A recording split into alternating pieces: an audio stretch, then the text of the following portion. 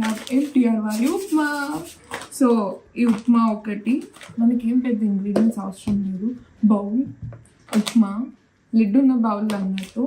So దీన్ని ఏంటంటే empty entire packet into the bowl.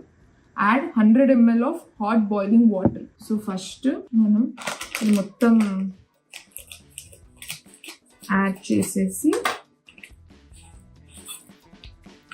ఏదో స్మెల్ వస్తుంది అర్థం కావట్లేదు కానీ, చిన్న చిన్న క్యారెట్స్ ఇవి అన్నట్టు పప్పులు, తాలింపు పప్పులు ఉంటారు కదా, అవి కూడా ఉన్నాయి. సరే వాటర్ యాడ్ చేస్తాను ఆగండి. సో ఇప్పుడు పొగలు వస్తున్నాయి కదా, వాటర్ ఇట్లా 100 ml వాటర్ పోసేసుకొని, నాకు ఎందుకు సరిపోదేమో అనిపిస్తుంది, గట్టిగా అవుతుంది అనిపిస్తుంది ఉప్మా. చూడండి కొంచెం లిక్విడ్ ఉంటే బాగుంటుంది. సో ఇంకొంచెం వాటర్ యాడ్ చేద్దాం, హీట్ చేసుకున్నాం.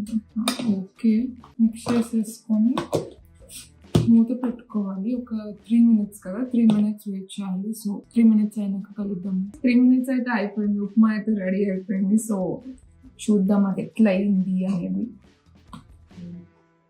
ఉప్మా గీ వేసిన స్మెల్ అయితే వస్తుంది.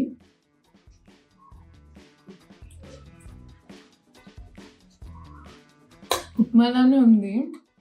ఆ క్యారెట్స్ అవాయిడ్ చేయాల్సింది, అదేంటో రబ్బర్ అయిపోయింది క్యారెట్స్.